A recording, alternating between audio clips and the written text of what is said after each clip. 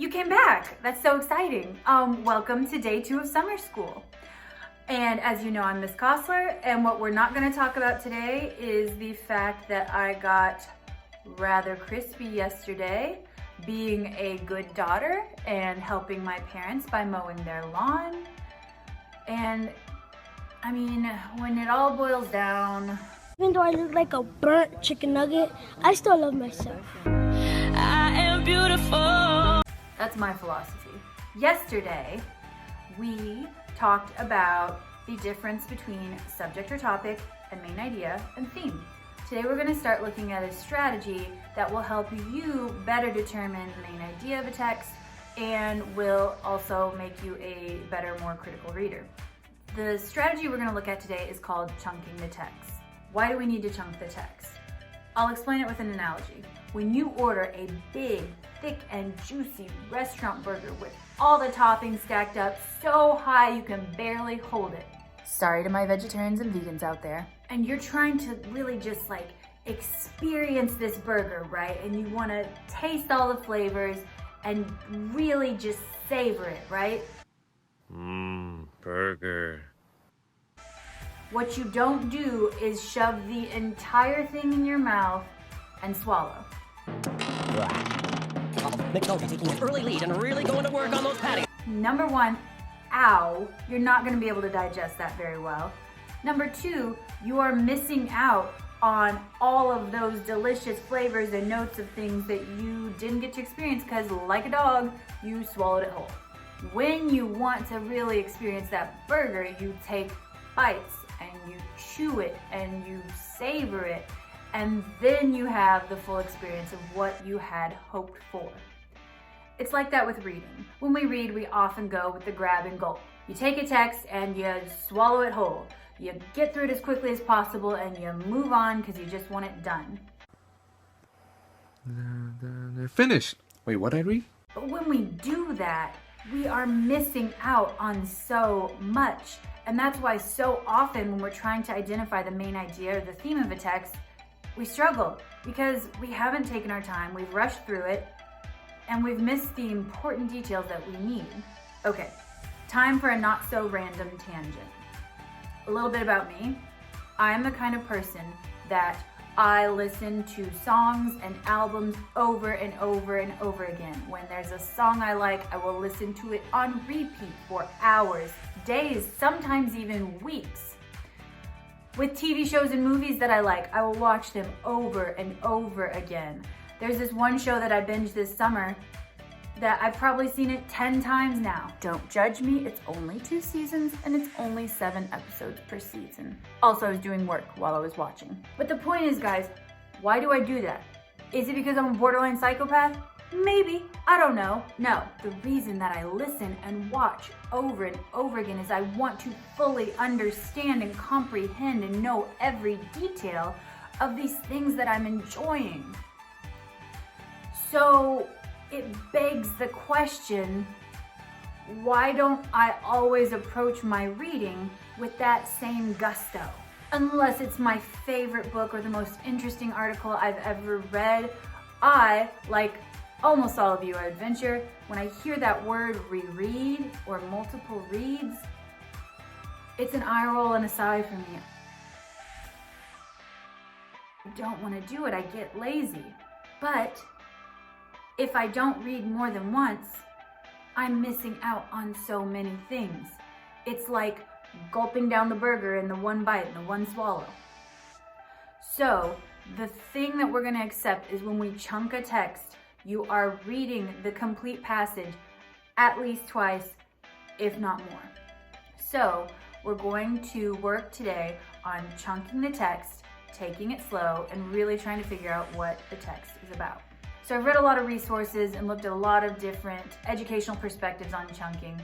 And I'm going to give to you my personal how-to and the steps I take when chunking a text for meaning. My step 1 for chunking the text is read through the entire passage for comprehension. Why I say this is because if you jump immediately in to breaking down the text, you are going to make that a much longer and more difficult process if you don't have at least a framework understanding of what the text is about. Modeling this today, I'm only going to use one short excerpt that I found online, and we will practice an entire article together in the live session. Just didn't want to do a whole article with you here because this video would end up being like 25 minutes long. So my passage is about Harriet Tubman. I'm going to read this through just trying to understand what it's saying. I'm not going to dig too deep, just do a quick read. So feel free to follow along with me as I read to you now. By the time Harriet Ross was 6 years old, she had unconsciously absorbed many kinds of knowledge, almost with the air she breathed. She could not, for example, have said how or at what moment she knew that she was a slave. She knew that her brothers and sisters, her father and mother, and all the people who lived in the quarter, men and women and children, were slaves. She had been taught to say, "Yes, missus," "No, missus," to white women, "Yes, master," and "No, master," to white men, or "Yes, sah," "No, sah." At the same time, someone had taught her where to look for the North Star, the star that stayed constant, not rising in the east and setting in the west as the other stars appeared to do, and told her that anyone walking toward the north could use that star as a guide. She knew about fear, too. Sometimes at night or during the day, she heard the furious galloping of horses, not just one horse, several horses, thud of the hoofbeats along the road, jingle of harness. She saw the grown folks freeze into stillness, not moving, scarcely breathing, while they listened. She could not remember who first told her that those furious hoofbeats meant that patrollers were going in pursuit of a runaway. Only the slaves said, "Patter-rollers," whispering the word. Now I've read it once, so I have a basic understanding of the text. Step 2 of the Cosler method is I need to determine my focus. As I go to chunk and reread this text, what is it that I am looking to do? Why am I breaking this text down? We have already pre-established that our focus today is going to be on determining the main idea. So there's a lot going on in this passage. There's a lot. And what I did notice is that it all relates to when Harriet was younger and knowledge that she had acquired. Okay, step 3, and I'm big about this one because I have taught reading for 2 years, is we need to examine our text features. But wait, plot twist. Escándalo! There are no text features because I borrowed it from the internet and it's an excerpt from a book in print, which I'm sure has lovely titles and subtitles and pictures and graphics and captions, but I don't have those with me today. That's a twist. That's very twisty. So I will skip step 3 for now, but we will practice it together in a moment. Step 4 is skim for vocab. Now, we talk about comprehension, but guys, at the most basic level, you can't understand words you don't know. So we read through and we did the best we could this first round, but to fully comprehend, if there's vocab that's unfamiliar, you need to address that. For me, I thought this was pretty straightforward. Trying to put myself in an 11-year-old brain, I would say maybe the things that are unfamiliar are the dialect used for when Harriet addressed her owners, and maybe some of the terminology associated with the horses, with the harness and the hoofbeats and the patrollers.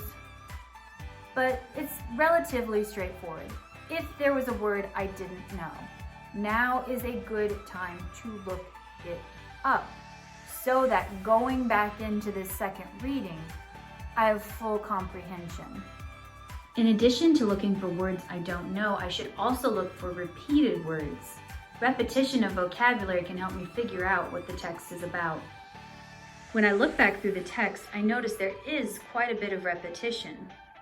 I see the word slave or slaves is repeated in the beginning part of the text.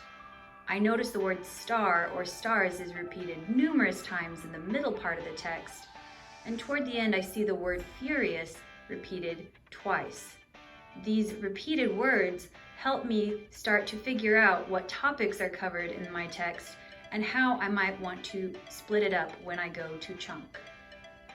Step 5 is the moment of truth. Time to chunk. Now, I'm gonna be honest, when I hear that word chunk, I think of the funny kid from the Goonies. Hey, Flaw! Chunk! No, Captain Chunk! Or I think of a Chewy bar. Either way, it's not correct. What I actually do when I chunk a text is I am breaking down the larger piece of text into smaller, more manageable pieces based on my purpose and focus. We said we're looking for main idea. Overall, with this passage, I think that the main idea is about all of the things that Harriet learned when she was very young. And a lot of them were difficult lessons that most 6-year-olds shouldn't have to learn.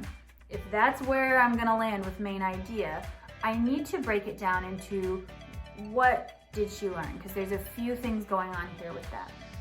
So I'm gonna break it down in this way. The first thing Harriet learns, if we go back through the text and start to break it down, is she learns that she was a slave.